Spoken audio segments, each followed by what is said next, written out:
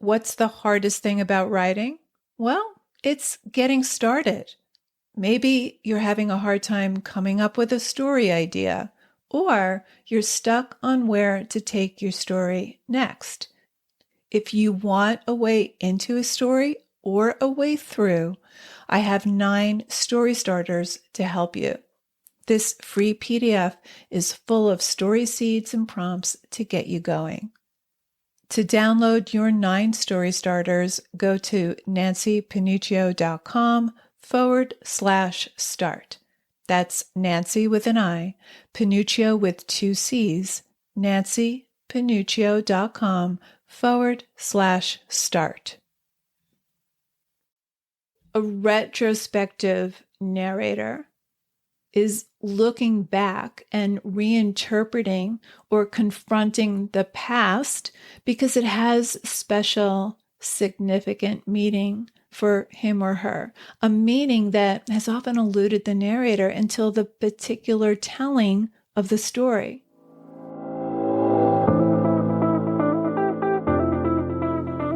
Writer Unleashed is for you, a writer who has a story you want to bring onto the page and into the hearts and minds of readers. I'm Nancy Panuccio, writer, editor, and writing coach, and each week we'll explore techniques, mindsets, and inspiration for writing stories readers can't put down. Thanks for spending some time with me today. Now let's begin.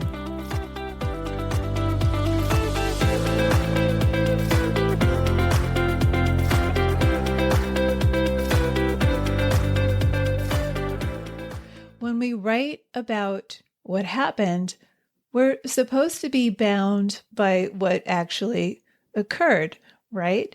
But our memories are not recordings that can be verified. Memory is a construct of the imagination. It's not reliable.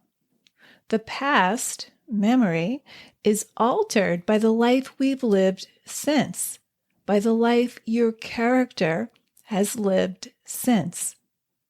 What a character tells from memory is altered by the present.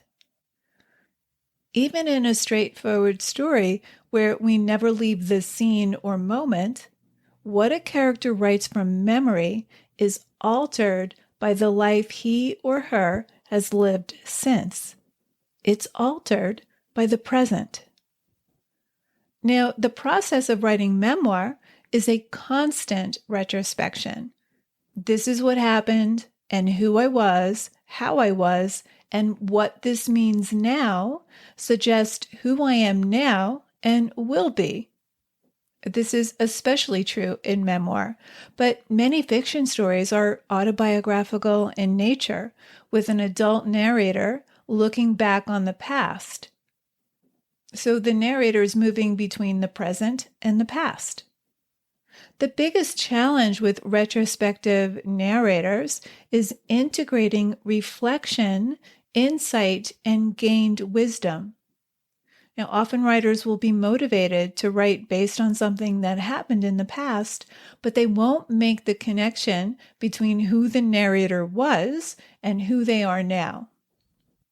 There's a collection of past events, but there's no introspection and reflection on those past events. So it's just a collection of events that happened with no insight or the narrator's own culpability in what happened. So finding the right balance between reflection and action is essential to keep the story moving while also allowing for meaningful insights that build over the course of the story. It all boils down to when and how your narrator chooses to tell the story.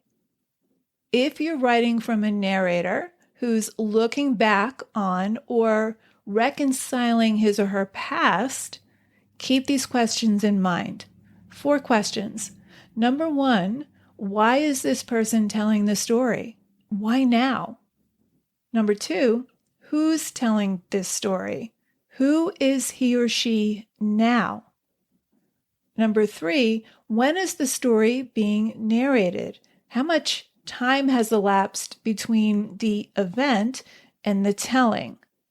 For example, if the events involve a 13-year-old, when is the story being narrated? Are we listening to an adult, an older teenager, an older person?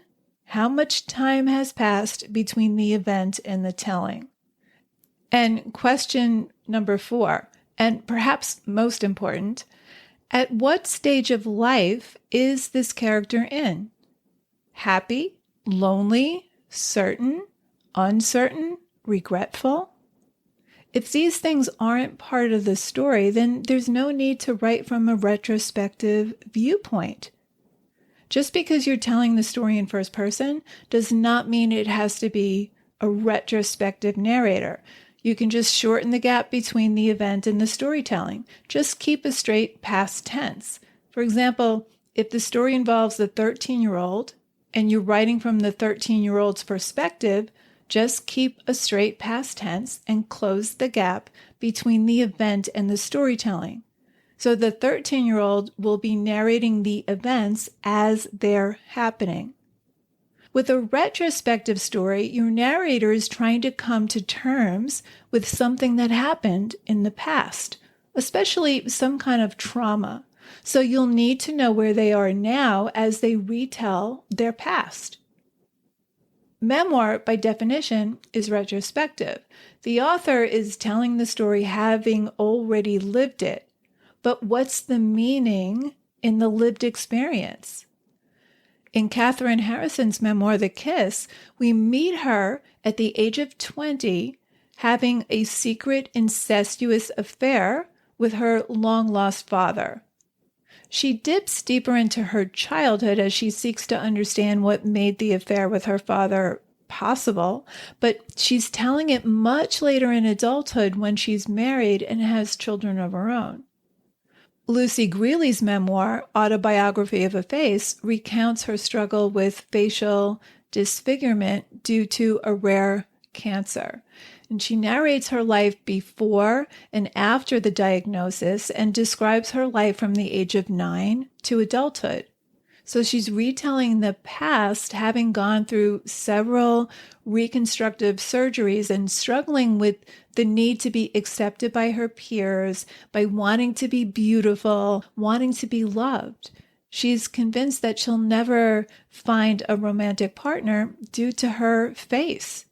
And after 18 years and nearly 30 operations, she's able to reconstruct her face. However, she learns that that did not solve all her troubles. And so as the book draws to a close, she comes to terms with the realization that fixing her face does not solve her low self-esteem and her feelings of being unlovable.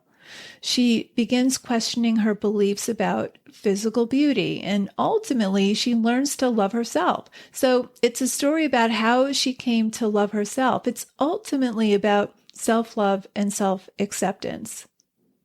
In Margaret Atwood's novel Cat's Eye, the narrator, Elaine Risley, is in her 50s, in the present of the story, returning to her hometown of Toronto for a retrospective of her paintings. The main plot, however, involves her childhood, particularly her relationship with her friend Cordelia. Sue Silverman, who wrote the memoirs Because I Remember Terror Farther, I Remember You, and Lovesick, calls this the voice of innocence and the voice of experience. The voice of innocence is essentially telling us what happened. This happened, then this, then this. So the voice of innocence tells us the surface events. It's the horizontal plot. But the voice of experience seeks to understand what it all means, what the ramifications and consequences of past actions are. The experienced voice gives insight and a fuller awareness of what happened. The present is informed by the past, but the past is also being recontextualized by the present. So it's not just a collection of past events. There's no reason to have a character looking back on the past if there isn't some reflection. So with retrospection, we have the voice of innocence with the voice of experience. You know how you can have different points of view in a third-person story? Well, the equivalent for retrospective narrators is what Sue Silverman calls different depths of view. Different depths of view, because it's the same narrator, but different voices. Who I was and who I've become. Okay. The question is, how do you bring both voices into your story? How do you know when to use the innocent voice and when to use the experienced voice? Well, the good news is it's flexible. You can use one or the other at any time. You don't have to start in one voice before switching to the other. But you can incorporate both within the same page, within the same paragraph, or even within one sentence. Ethan Kanan incorporates both at key points in his novella Betorzag and Zerulim. I'll give you an example in a minute. So you can incorporate both within the same page or paragraph, or you can alternate. That's what Margaret Atwood does in Cat's Eye. She alternates between the innocent voice and the experienced voice of her main character. So she alternates between the past and the present. Here's an example from the character's past told from the innocent voice. Cordelia and I are riding on the streetcar going downtown as we do on winter Saturdays. The streetcar is muggy with twice-breathed air and the smell of wool. Cordelia sits with nonchalance, nudging me with her elbow now and then, staring blankly at the other people with her gray-green eyes, opaque and glinting as metal. She can outstare anyone, and I am almost as good. We're impervious. We scintillate. We are 13.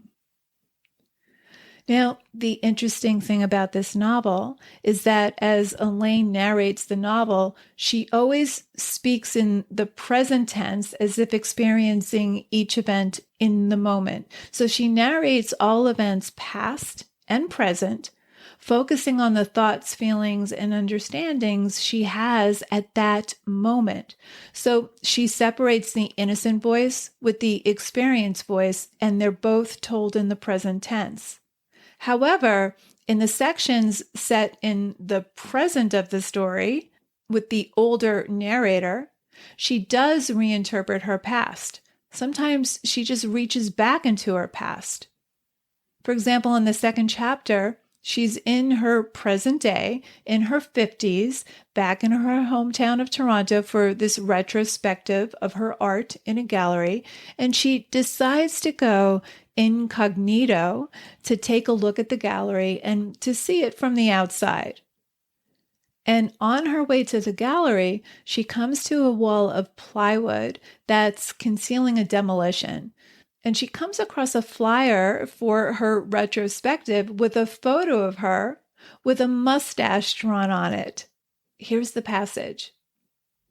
As it is, I study the mustache and think, that looks sort of good. The mustache is like a costume. I examine it from several angles, as if I'm considering buying one for myself. It casts a different light. I think about men and their facial hair and the opportunities for disguise and concealment they have always at their disposal. I think about mustache-covered men and about how naked they must feel with the thing shaved off, how diminished. A lot of people would look better in a mustache. Then suddenly, I feel wonder. I have achieved, finally, a face a mustache can be drawn on, a face that attracts mustaches, a public face, a face worth defacing. This is an accomplishment. I have made something of myself, something or other, after all. I wonder if Cordelia will see this poster. I wonder if she'll recognize me despite the mustache. Maybe she'll come to the opening. She'll walk in through the door and I will turn, wearing black as a painter should, looking successful, holding a glass of only moderately bad wine. I won't spill a drop. Okay, so here she's reaching back into the past, but it's very pointed. We've already been introduced to Cordelia, who we learn as the novel moves forward is the main antagonist. Here's another passage from the present, from the experienced voice. This is my old route home from school. I used to walk along this sidewalk behind or in front of the others.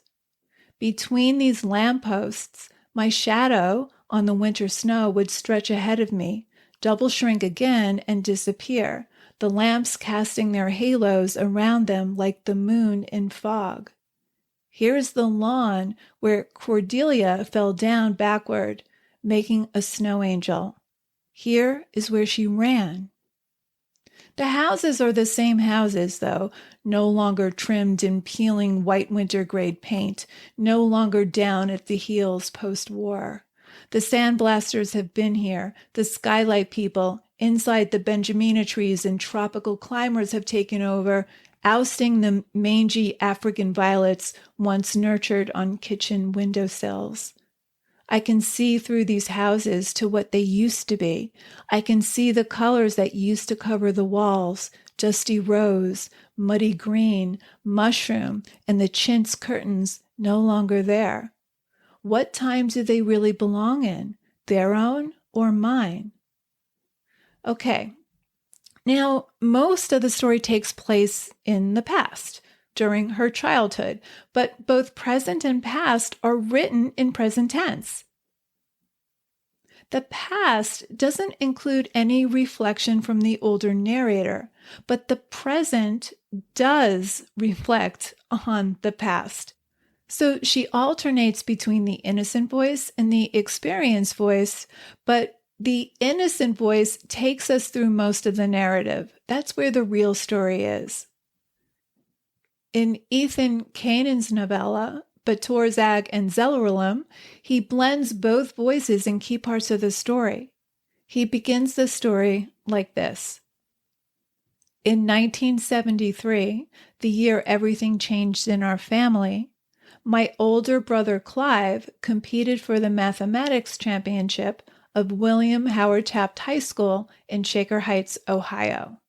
So already we know that he's telling the story from having already experienced it. And then a few pages later, he says, we always suspected that something was wrong with Clive, but our suspicions were muddled, especially in those days, by his brilliance. He didn't talk much, and when he did, he used words like azigus and chemism. So he narrates a lot of this novella from the perspective of his younger self, the innocent voice. So he tells us what happened. We learn that Clive has a best friend, Elliot, and that Clive also has a girlfriend hiding in the basement where she sleeps behind a Philco box not far from the ping pong table, and that the narrator, William, has a crush on her.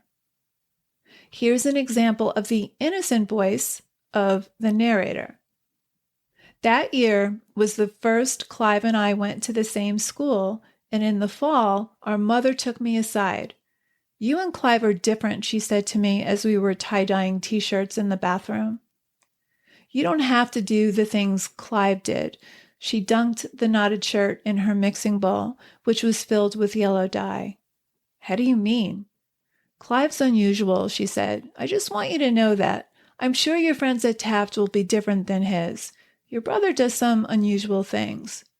Which ones do you mean? Maybe we should use some magenta here, she said. What do you think? I watched her wring the yellow from the cloth. Which ones? I said. Oh, ones we wouldn't be proud of, things you wouldn't do. You know what I mean. No, I don't. We filled the bathtub and hung the knotted shirts on a line above it while she filled the mixing bowl with dye. I watched the yellow drip from the shirts and spread through the water. You and your brother are different, she said quietly. That's all. I tied up another shirt. A lot of my friends shoplift, I said, with my back turned to her. Billy DeSalles got caught once. So this is the voice of innocence. He's relaying what happened, the surface events, but we don't have the experienced voice interpreting this particular exchange. Towards the end, he blends both voices. Things were changing so fast in 1973 that I admire my parents for trying to keep up. They were well-meaning people who were accepting what they could, one arena at a time, and I think it was a difficult period for them, especially for our father. What he found when he pulled back the Philco box in search of the ping pong ball was my brother and Elliot asleep on the folded blankets that were Sandra's bed, naked, their arms entwined. For a moment, nobody moved. Then they began struggling with the blankets. But suddenly, Clive calmed, and presently, Elliot did too, both of them straightening their backs and composing their expressions until they sat upright before us, placid and still, the way monks sat as they froze to death. But Torzag, my brother said. Zerulim, said Elliot. Our father's arm flashed, and Clive flew back from the impact of the blow, hitting the wall with the loose wings of his shoulders, and then crumpling. Elliot hugged his knees. Clive shook his head and let his mouth fall open, and then he turned to me standing behind our father with the ping-pong paddle in his hand. Flecks of blood streaked his tongue. Our father moved quickly to his knees, and though nobody in our family had ever prayed before, so far as I knew, that was what he did. He prayed, leaning forward and clasping his two hands together in the hollow of his neck, his eyes closed, on his knees, on the rolled blankets. And then my brother, the genius, the dope smoker, the disguiser of languages, my brother, the faggot, leaned forward too, but he did not put his hands together. He merely lowered his head, and then Elliot did the same, and I knew from their nodding that they were weeping. I recognized with something like the profundity of religion that this was a sea change in our family and the great unturning of my brother's life. And though I moved to my knees as well and put down the paddle, I felt no tears. All I could think of was that now was the beginning of my own ascendance. For so long, I had known something was going to happen to Clive, and finally it had. The inevitability of it had always been a half-hidden secret to me, a fact that persisted just beyond where I could give it voice. Now, at last, as I bowed my head, I recognized deep in my own character as the fleeting ghostly shape of a wish, and for this, 15 years later, in a stifling room at Columbia Presbyterian Hospital in Manhattan, where the doctors told me I had better come on a late-night flight to say goodbye to my brother, I wept and wept and wept. Okay, so a retrospective narrator is looking back and reinterpreting or confronting the past because it has special, significant meaning for him or her, a meaning that has often eluded the narrator until the particular telling of the story. For Elaine Risley, she's confronting the cruelty of girlhood friendships. In The Kiss, Katherine Harrison is trying to figure out what void in her childhood made it possible for her to have an affair with her father.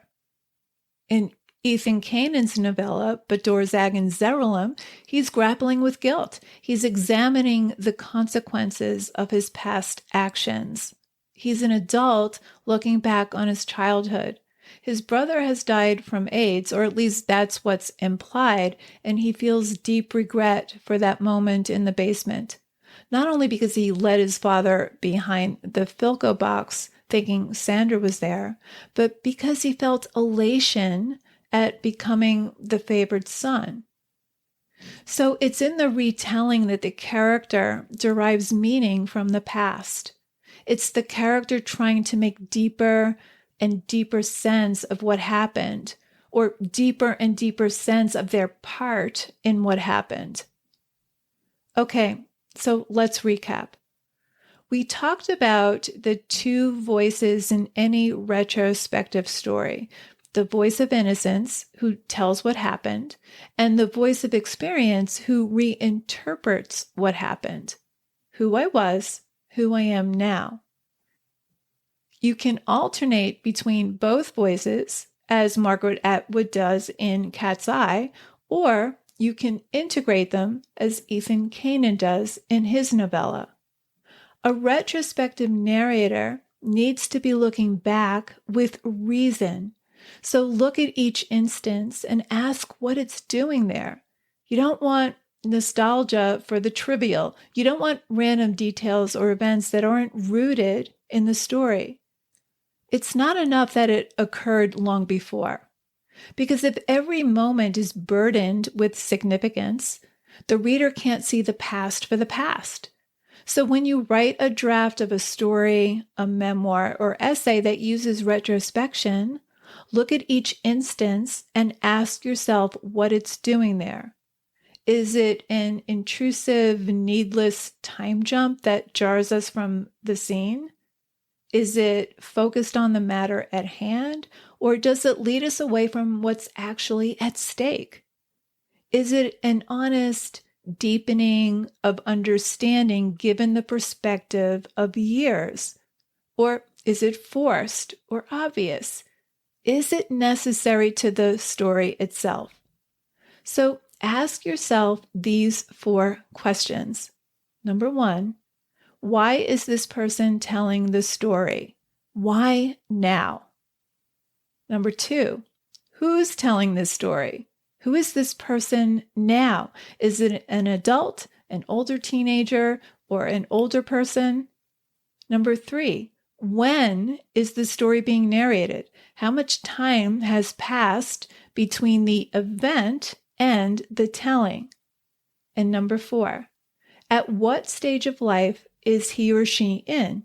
Happy, lonely, certain, uncertain? Our memories are flawed and mutable. They're rewritten each time we tell or retell them.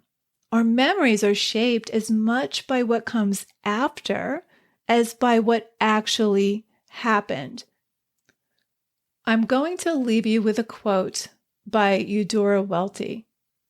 The events in our lives happen in a sequence of time, but in their significance to ourselves, they find their own order, a timetable not necessarily, perhaps not possibly chronological.